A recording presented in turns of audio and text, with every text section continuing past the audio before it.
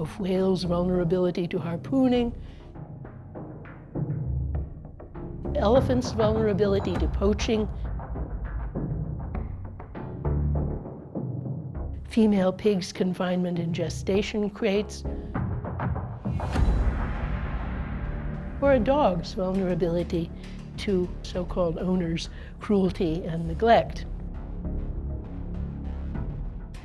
Another corrosive disadvantage across the board is environmental pollution, which causes lethal conditions, whether of air or water, for many species and depletes their habitats. So the opposite of these bad things, that is, bans on cruel practices and a dedication to environmental cleanup, will prove fertile, enhancing capabilities across the board for many animals.